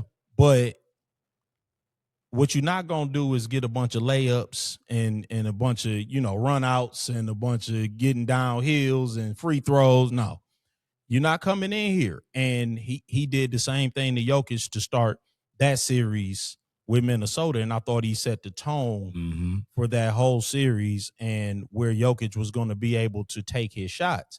I thought Jokic course corrected, but it was a little too late, in the series. Like he started to get inside a little bit more and force the issue. But I think, Wemby has to be very careful and strategic about that because, you can't go stretches where you're not getting paint touches. And again, it's tricky because they play 4 wings and Wemby. Wemby's the one big out there. So he's got to be, responsible with where he takes his shots from. But I do have the Spurs in 7. I do think the Spurs a little bit better. They got a little bit more firepower. That Dylan Harper is a nuclear weapon. Like that guy is awesome. So Keldon Johnson. Yeah, Keldon is 6th man of the year, man. You know what I mean? Like out of nowhere some nights. Yep. Keldon Johnson, 6th man of the year. So yeah. Dylan Harper is a nuclear weapon, bro. That dude is nasty. Yep. So he can hoop. So yeah, I ultimately like the Spurs to pull that one out, but we shall see, man. I think it's gonna be an entertaining series, if nothing else. Oh yeah, for sure. Let's talk about your man Aaron Rodgers, man. This is so unbelievable. Aaron Rodgers, man. So apparently, so first let me just say that the Pittsburgh Steelers got him to sign some kind of tender offer where he now has a deadline where he has to inform them of when or if he's going to be back. Huh? Stay with me now. Yes. And that tender offer prevents him from signing with another team until the start of training camp because there's another team in the mix now. The Arizona Cardinals have now become a player in the Aaron Rodgers sweepstakes. Stay with me now because, wait for it, Jacoby Brissett is holding out for a new contract. What a time to be alive, bro. I ain't mad at you, Jacoby. If you can get it, get that bag. Hey, man, listen, if teams are waiting on Aaron Rodgers, dog, then we at the nexus of the universe, man. Hold out, Jacoby. Yeah. I'm like, hey, man, listen, because the whole world done lost their damn mind if we sitting around waiting for, listen, today, y'all ready for a scorching hot take? Today, Jacoby Brissett just as good as 42-year-old Aaron Rodgers. Jacoby Brissett, like, yeah, let me get some of that, man. Let me get a little. How much y'all paying him? Oh, yeah, I'm sitting out, bro. You're not going to pay me like my name is Smitherman McNichols and treat Aaron Rodgers like it's 2014. Hello? Like, no, man. Yeah, let Jacoby Brissett get a little bit of this activity. So, yeah, I'm like, what a time to be alive. Jacoby Brissett is holding out. So I just want to make clarifications on the situation. Okay, go ahead, nephew. Yeah, clarify because I didn't the Pittsburgh take a deep Steelers, dive. they before the draft, the Monday before the draft, they put a UFA tender on Aaron Rodgers. That tender preserves the Steelers' right to receive a compensation draft pick in the event Rodgers signs with another team, while also it limits his ability to sign with another team once training camp begins. So once training camp begins, or by July 22nd, the Steelers will have exclusive negotiating rights for Rodgers if he doesn't sign with another team by then. You're right. Thank you for clarifying that. What a time to be alive, because who even cares? Like, what? Why are we doing all of this for Aaron Rodgers? I have no clue. Aaron Rodgers is 42 years old. I mean, listen, I thought he had a fine season last year. He wasn't bad, but as far as 41-year-olds go, yeah, I mean, but what are we doing though? Like all of this trouble, like, bro, you want the job or don't you? Bro, I got nothing for this. If I don't hear from you by the end of May, I'll assume we going in another direction. But if you don't have a decision by the time we get off this phone, right? Like, right? What are you doing? Like, please respond to the text. Are you coming back or not? Yeah. Like, and if we don't hear from you, we'll assume you're not. Yeah. From Aaron Rodgers, dog. Yeah, like the quarterback in the NFL that bad, bruh. I don't know, but Jacoby Brissett is holding out for a new contract, so maybe it is. But yeah, I just don't understand what the commotion is about, and I just wouldn't be bothered with it. I'm like, y'all the Pittsburgh Steelers, man. Act like you've been somewhere before. Like I'm very disappointed in Pittsburgh. I'm so. When was the last time Pittsburgh's ever been in this situation? Exactly. Where they haven't had an established quarterback start as a starter, and they bringing in a new head coach. I mean, right? They never bring in a new head coach. They always have an established head coach. But I mean, they've started Mason Rudolph. Everybody understands that this is a gap year for Pittsburgh. Everybody gets it. They're not the only franchise that has to rebuild. You got to rebuild at some point.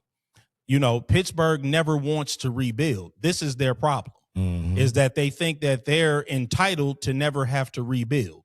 And so now they playing this embarrassing game of chicken with a 42-year-old quarterback who's just average. He's just average. I'm like, man, you'd be better off hitting the trade market, hitting the free agent market, and seeing what you could get, as opposed to playing this odd game of are you coming or aren't you with Aaron Rodgers, right? A guy who is a middle-of-the-road quarterback at this point. This is at this point an embarrassment. I mean, this is the equivalent of, I don't know, the Jets doing this with Geno Smith. Like, Geno, are you coming or aren't you? Like, you'd be like, what's wrong with the Jets? I need a few weeks to get my mind right. Yeah. Well, take all the time you need. The UFL is playing right now. You can go get in over there and take all the time you need. Like, we're not waiting on middle-of-the-road guys. And if you don't want to play, it's understandable. You're 42 years old, but just let everybody know that. Like, him holding them hostage it's unconscionable. It's unbelievable at this point that the Pittsburgh Steelers are putting up with that. It looks ridiculous. It just does. It just looks ridiculous. I don't understand it. I'm not even a Pittsburgh fan. And I'm perplexed. Wild yeah, I'm perplexed by that. But at any rate. So one question I have. I think we can all agree that Aaron Rodgers' days as a game changer and a difference maker in the league is over. Sure. But would you say he does more for Arizona than he could do for Pittsburgh? That's a good question. Because I think the core that he will have around him in Arizona might be the best he's had since leaving Green Bay. That's true. Trey McBride. I like the running back room out there. they offensive line situation, and I think that's the one thing that would scare me about the situation. Correct. Is that offensive line isn't the best. Yeah. But as far as like skill position wise, I wouldn't think he hasn't had a group with a ceiling this high. Right. Correct. Yeah, because I'm like since leaving Green Bay. Yeah, Marvin Harrison Jr. I mean, you would assume that he's going to break out. I like Wilson. They got Kendrick Bourne over there now. I mean, you would assume that if these guys play up to their potential and everybody stays healthy, they have good skill position pieces. But the most important thing for Rodgers is that he don't want to get hit or hurt. And I'm like, I don't know I don't know how that's going to work out for you in Arizona, boss. But yeah, that's a good question. Like have I examined the fit in Arizona versus Pittsburgh? No, because this situation is just so far beyond me that I haven't even begun to think about the logistics of it. He's a 42-year-old quarterback that people are playing tug of war over. It's just unbelievable. This is just unbelievable. I can't even believe it. And again, I'm not saying he goes to Arizona and makes them playoff contenders. No. But I think he puts them in a position where they will be the reason the team will miss the playoffs, I believe. Mm-hmm. They will steal a game from somebody, from a playoff contender that ultimately kills their chances of making the playoffs. And if that's the case, hopefully it's not the Lions. Well, so here's the thing. But I just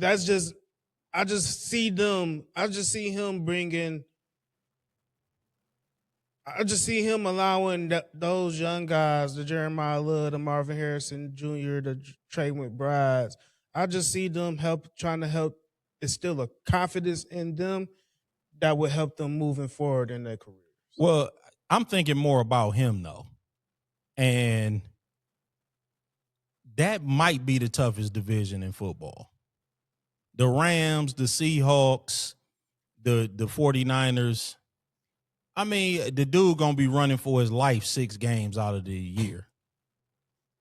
I mean, can you imagine the Seahawks defense twice a year and him not wanting to get hit? He might just sit them games out. Like, I can imagine a scenario where he just sits those games out because the offensive line that they have it's not like that.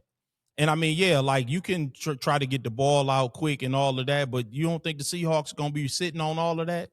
And so, like it becomes like the dude didn't even want a quarterback sneak. They had the tight end quarterback sneak, and that's how much he didn't want to get hit.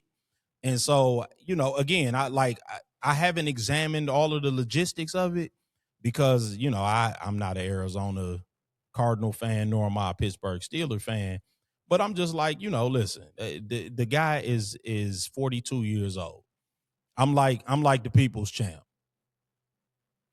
Do you want the job or don't you? And then we moving on. That's just the long and the short of it. I'm not gonna sit around and wait on you. But that's enough Aaron Rodgers talk, man. This dude, man, is this his agent keeping his name in the ether? Like, it's just incredible. It really is, man. But the last thing I want to talk to you about, man, is Bruce Bowen's top 5 list. I've heard a little bit about this. The bottom line is that he left LeBron off of it. Okay, now we're in crazy. Yeah, and that's how I felt. Who was his 5? Just out of curiosity. Yeah, let me pull it up. Because I just want to Michael Jordan, Kobe Bryant, Tim Duncan, Bill Russell, Magic Johnson. Okay. Not a crazy top 5. No. It's not like he's in crazy town, but he on the block. Listen. You drive by and it says now entering. Yeah, like this is not going to go over. This is going to go over like a fart on a wooden pew. I'm going to tell you that right now. But we got to have some honest conversations about Bill Russell. It's some Bill Russell conversations that need to be had. Now, Bill Russell, certainly a great player. And, you know, if you want to place him in the top 5, I really don't have a problem with that. But it is some honest conversation. The dude's team was absolutely stacked. There were 5 Hall of Famers on the team when he was drafted. At one time, I believe there were 7 Hall of Fame teammates. I mean, we talk about super teams in the modern era. We don't know nothing about no super teams. You never saw one. They had the Celtics from the late 50s through the 60s. That was a super team. Yeah. Now, I was having a conversation with somebody about finals MVP because he won 11 championships. And I'm like, you know, and I was talking about Jordan's 6 finals MVPs. And he was like, well, Bill Russell would have more if they had finals MVP back then. I'm like, likely not. I'm like, I don't think he might have as many as LeBron. Yeah. Might, because he had so many good teammates that they would have been splitting up them finals MVPs. Yeah. I'm like, I don't think he ever led his team in scoring in the finals. And now you could fact check me on that, but I don't think he ever led them in scoring. I will check still. Yeah, I'm like, he had great teammates. That's my point. Like, the team was absolutely loaded. And the other thing is he shot 44% from the field, and he was taking layups. Like, Steph Curry shoot 43% from 3. Right. He was all around the basket shooting 45. I still don't really know how that's even possible. Like, how is he shooting 44% from the field and he's all around the basket? He's missing 6 out of 10 layups. Yeah, I'm like, he likely invented the me bound that you know that they tease Angel Reese about. Oh. He likely invented the me bound. Like, they would have, if social media was around. Play the song, Angel. They would have been saying that Bill Russell was getting a bunch of me bounds. Now, because he had a lot of rebounds, but a lot of them was probably me bounds because he shot 44%. Now, again, I'm not saying that any of that disqualifies him as a top 5 player, but I'm just like, that's some context on Bill Russell being in the top 5 or being in Bruce Bowen's top 5, excuse me. And then just from a practical standpoint, there are not 5 NBA players in history that are more accomplished than LeBron James. No, it's just not. I get it, Bruce Bowen. Like, I don't know if he have like some type of gripe with LeBron, or is he just, I don't know, but let's stop being silly. Yeah, I mean, like, bro, stop. And then people trying to justify it. I'm like, let's just stop being silly. Listen, bro. And I'm like, I have no problem taking LeBron to task when it's appropriate. But 5 NBA players more accomplished than LeBron James, lunacy. I'm like, Michael Jordan, in my opinion, is the Lone Ranger when you're talking about more accomplished than LeBron individually. Now, you can, if you want to say that there are other guys who you prefer or that you think are more skilled or whatever. I mean, you know, like those to me are different conversations. Right. But we talking about professional basketball accomplishments. LeBron James that he set a high bar when you're talking about professional basketball accomplishments. You got to respect it. So, I mean, again, like, you know, everybody can value different things. You can set, and again, we'll talk about, because I have my own criteria. I have a 5-prong criteria that nobody else has to follow. I believe individual awards, statistics is important, but that's not everything. Like, LeBron fans take statistics and make that everything. It's individual accomplishments, it's championship success, it's cultural impact. All of that matters. So I'm like, you know, I'm not going to belabor it right now because that's not what we're talking about. But 5 players more accomplished than LeBron is insane. Yeah, it's ridiculous. What you got now? No, before we got off the air, I just wanted to let y'all know, final minute of the first half, San Antonio was up by 23. Oh, yeah, okay. By how much? Busted it open. 23. When they just up 9? Yeah, that's what I. Damn. 24. Yeah, No, I mean, yeah, you can see that they playing with a different level of urgency tonight. They not going down 0-2. And then, man, any sucker shit this week? No, Jalen Durham was able to pull himself from the depths of the sucker shit of the week recipient award. Okay. You know, but we may not have one for the week, but currently for the day, and this is hot coming off the press. That mess Draymond did tonight with Charles Barkley was super whack. That was what happened? Shit. Oh, I missed it. So Draymond's in studio tonight with the inside guys with Ernie, Kenny, Chuck, and they were basically talking to Draymond about his upcoming contract situation. Mm-hmm. And Charles basically said, the Warriors are finished. I mean, no team really wins championships when their core are in their late 30s. Right. And, basketball's a young man's game. I mean, just like all obvious type stuff, right? And Kenny was like, well, what Charles is saying, can be perceived as true. So he asked Draymond, how does he feel about it? Does he agree with it? Type deal. And Draymond said something to the effect of, well, our goal is, we don't want to look like how you did in the Houston Rockets, And like everybody on the set was just like dead quiet. Like on some old, like that was some sucker shit, Draymond. Yeah. Like the silence, like Ernie, Kenny, they was all like were like Draymond thought that was a burn. They was just all like, yeah. I mean, and then they just kind of went to commercial, and I was like, I bet Charles probably gave that nigga a wedgie in between the commercials. But that was, I mean, come on, bro. Even when Charles Barkley was in Houston, he averaged a double-double. Yeah, I mean, no doubt. And Draymond is, everything that he has done and accomplished. The man had a whole season with no Steph and Clay, and he gave you the triple single.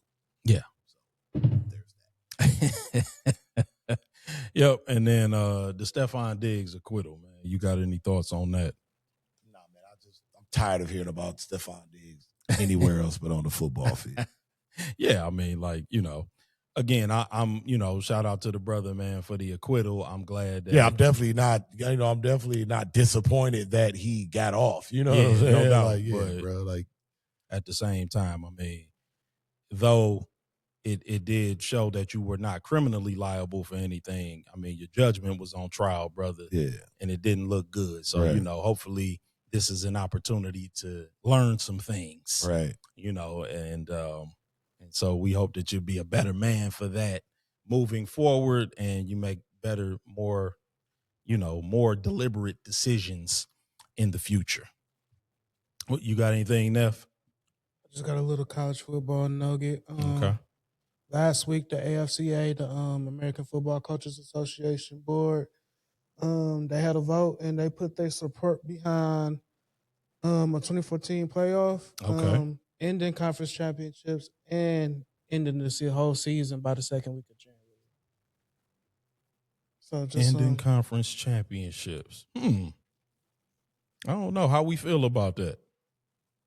I mean, off the rip, why? Yeah, I don't know how I feel about ending. Well, that's so they can expand the playoff to 2014. Gotcha. Oh, so that eliminates that week that of was games. The main thing. Oh, okay. The main thing is week of games. Okay. The coaches are formally putting their support behind the 2014 playoff. Okay. Oh, okay. So okay. They'll need that extra week. I mean, I'm for the championship. Yeah, I'm for a 2014 playoff. I don't know how I feel about eliminating conference championships. I feel like there's a happy median where you could make those playoff games, but I have given that zero thought because that's breaking news. So I do like a 2014 playoff. That's my knee-jerk reaction. My knee-jerk reaction is I want the 2014 playoff, but I also want conference championship games, except for whatever the ACC does to use the formula like that. The ACC need a better way of getting their conference championship game together, but I do like conference championship games by and large. And so I guess I would like to find a way to keep those and sort of make those a part of the playoff format. But, I don't know if there's a happy median there, without jankying up the bracketing, but no, that's good stuff. Anything else, man? Everybody good? Good, man. Happy Mother's Day, Yeah, Mom, happy Mother's Auntie, Day, Mom. sis, Yep. everybody. Happy No Mother's doubt Day. about it. No doubt about it. Happy Mother's Day to my beautiful bride, Tamra, and my beautiful mother, Wanda Black, of course. And we appreciate y'all for tuning in, man, for another week. And make sure y'all continue to like, share, and subscribe, man. Even on Mother's Day, man, if y'all chopping up some of the videos, make sure y'all put them on y'all social media feed along with y'all's Mother's Day messages. And that is Everybody Has the #1 sports podcast on YouTube. That's Everybody Has One spelled out sports podcast everywhere else. That's on Facebook. That's on Instagram. That's on Twitch. That's on Threads. And that's on TikTok. The audio version of the podcast is also available on Spotify and Apple Podcasts. When you subscribe on YouTube, make sure you hit that bell notification. When you hit that bell notification, make sure you hit all so that you are notified every single time we post new content, new videos, new shorts, and of course, every time we go live, which is every Wednesday at 8:30 p.m. or as close as we can get to it. None of this is possible without the Everybody Has One family, man. We appreciate y'all tuning in and chopping it up with us each week, man. Make sure you telling your friends, your family, your enemies, whoever will listen, man, and make sure you're sharing everything on your personal pages.